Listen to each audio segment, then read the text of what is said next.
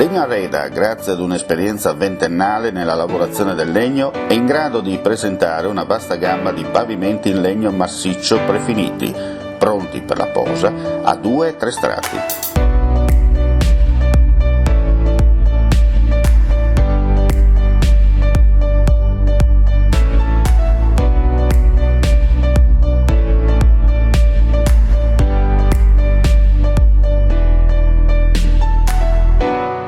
I nostri pavimenti arredano la casa, l'ufficio e gli spazi commerciali, come vuoi tu, e lasciano il calore e la bellezza del vero legno, seguendo al 100% il Made in Italy. Il legno è vivo, comunica un mondo di valori, racconta una storia. Legno Arreda ama il legno. Progetti unici per il tuo sogno. Legno Arreda, via Vecchia 24, Poncico di Zoppola, telefono 0434 5745 55. Visitate il nostro web store www.legnoarredaweb.it.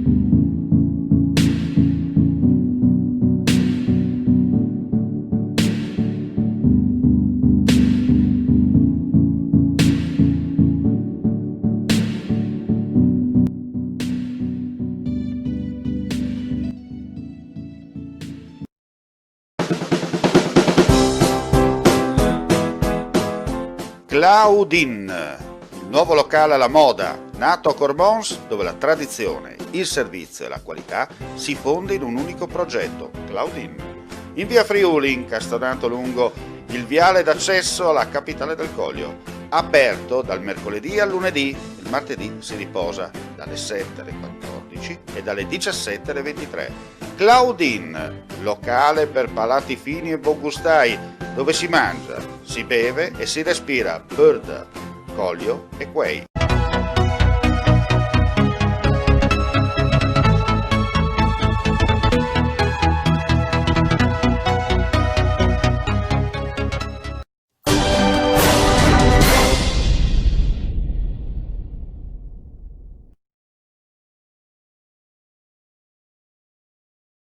Un cordiale saluto gentili amici e amiche alla visione all'ascolto. Apriamo subito questa pagina informativa con un servizio da Trieste. Un uomo di 71 anni è morto a causa di un incendio divampato ieri sera intorno alle 23 in un appartamento al terzo piano di una palazzina di via Capodistria in pieno centro a Trieste. Secondo una ricostruzione dei vigili del fuoco intervenuti con più mezzi, le fiamme si sarebbero sviluppate dalla camera da letto. Le cause del rogo sono in corso di accertamento. Sul posto, per i rilievi di legge, i carabinieri e il personale sanitario. Una volta addomate le fiamme, nel corso delle operazioni di messa in sicurezza, il soffitto della camera da letto è stato puntellato a causa dei danni provocati dall'incendio. Nessun'altra persona è rimasta coinvolta.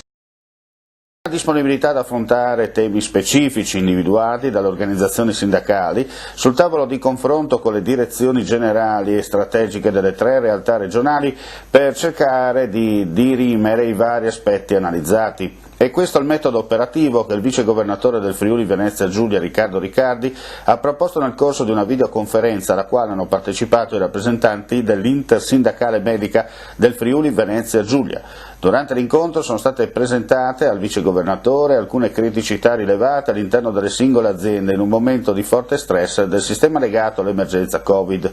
Riccardi ha innanzitutto ribadito il forte impegno che la Regione sta mantenendo in campo per affrontare efficacemente la situazione pandemica, senza mai sottovalutare alcun aspetto anche di fronte ad una curva dei contagi che sta lentamente appiattendosi. Il Ministero della Salute ha finanziato 450.000 euro al Burlo Garofolo di Trieste per un progetto triennale che si ripropone di indagare le cause genetiche e ambientali dell'endometriosi, una malattia che causa notevoli sofferenze a un gran numero di donne. L'endometriosi infatti è una patologia cronica caratterizzata dalla presenza di endometrio, tessuto che tipicamente riveste l'utero, in sedi extrauterine come ovaie, intestino o vagina, portando quindi a una reazione infiammatoria a carico di pelvi e addome. Ancora oggi resta un disturbo sottostimato, perché poco conosciuto e difficile da identificare con chiarezza. Realisticamente si ritiene che in Italia circa 650.000 donne tra i 15 e i 50 anni ne siano colpite.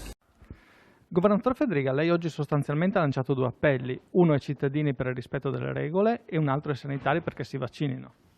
Sì, diciamo che le regole non sono semplicemente quelle scritte in un DPCM o in un'ordinanza, l'importante è stringere ancora i denti, riuscire ad andare ancora avanti sapendo i sacrifici che stiamo chiedendo, sia ben chiaro, perché noi ci stiamo chiedendo di limitare la propria libertà, che non è scontato.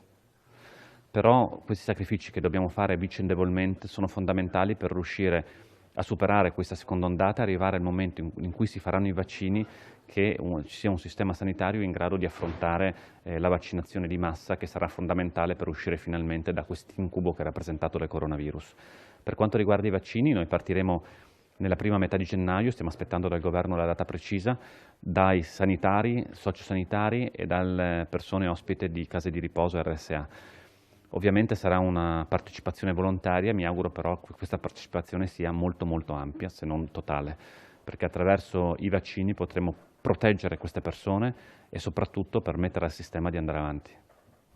Si sentirebbe di sconsigliare famiglie che non vivono insieme, penso genitori, figli con nipoti, di riunirsi a Natale, ovviamente non solo a Natale. Cioè, il suo appello ai nuclei familiari, dobbiamo intenderlo come nuclei abitativi?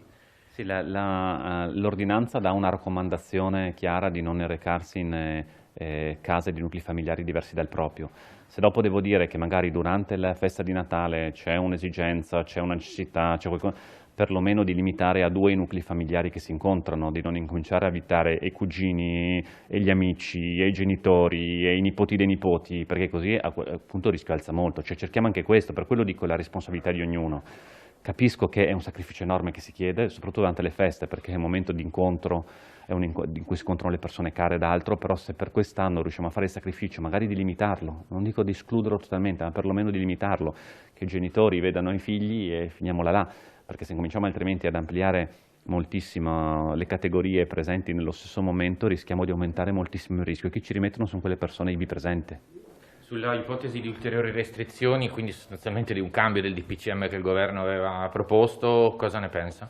Sono nell'interlocuzione col governo, infatti sto aspettando di capire le scelte che vorrà fare l'esecutivo nazionale, e su questo, perché in questo momento che nuove ordinanze si sormondino a nuovi DPCM oppure che creiamo ancora più confusione, e in questo momento sicuramente la gente non ha bisogno di confusione ma della maggior chiarezza possibile, e per questo sto aspettando il confronto con il governo per capire che intenzioni ha rispetto a soprattutto ovviamente la pausa natalizia. Sarebbe preoccupato per l'idea di tenere tutti a casa il fine settimana in un periodo così importante per l'economia? Guardi, penso che in una pandemia le preoccupazioni siano all'ordine del giorno. Io chiedo solo che vengano fatte delle misure che siano efficaci dal punto di vista della lotta pandemica, perché l'ho detto e penso da diverse settimane, se riusciamo a mettere in campo delle misure che chiedono anche dei sacrifici, la gente li accetta volentieri, perché vede che quei sacrifici servono a qualcosa. Se invece facciamo dei sacrifici inutili, rischiamo di creare ancora più tensione sociale. Il Friuli Venezia Giulia Artigiano conferma e potenzia la sua voce a livello nazionale. Il presidente di Confartigianato Friuli Venezia Giulia, Graziano Tilati, è entrato a far parte della giunta esecutiva di Confartigianato Nazionale con il neopresidente Marco Granelli. L'imprenditrice Elena Butazzoni di Corno di Rosazzo è entrata a far parte della giunta esecutiva dei giovani imprenditori di Confartigianato. Altri 16 nomi dell'associazione imprenditoriale regionale sono stati o riconfermati in posizioni di vertice o eletti per la prima volta in Consiglio. Ha preso ufficialmente servizio il nuovo segretario generale del Comune di Udine, la dottoressa Francesca Finco. Laureata in Economia e Commercio presso l'Università di Trieste, ha conseguito nel 2003 l'idoneità a ricoprire il ruolo di segretario generale, estesa nel 2009 ai comuni con più di 65.000 abitanti, ai capoluoghi di provincia e alle province, che ha ricoperto anche in forma aggregata in vari comuni della regione. Prima di approdare a Udine ha potuto consolidare la sua importante esperienza amministrativa in realtà complesse e significative della nostra regione, quali Latisana e Monfalcone. In quest'ultimo comune ha lavorato fino al trasferimento a Udine. E con questo è tutto, vi auguriamo un buon proseguimento di giornata a tutti e vi diamo appuntamento più tardi per le altre notizie.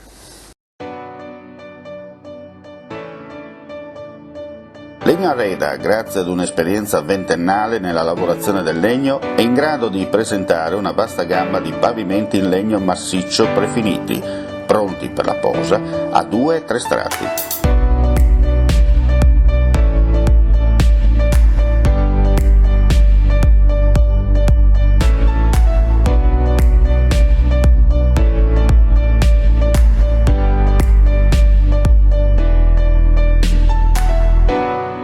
I nostri pavimenti arredano la casa, l'ufficio e gli spazi commerciali, come vuoi tu, e lasciano il calore e la bellezza del vero legno, seguendo al 100% il Made in Italy.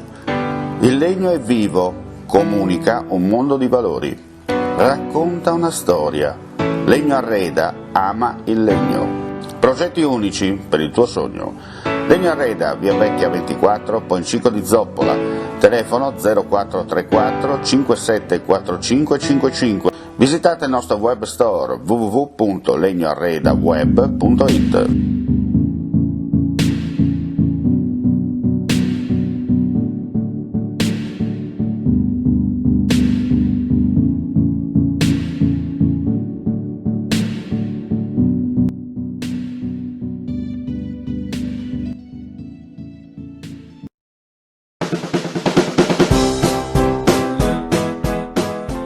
Claudin, il nuovo locale alla moda, nato a Cormons, dove la tradizione, il servizio e la qualità si fonde in un unico progetto, Claudin.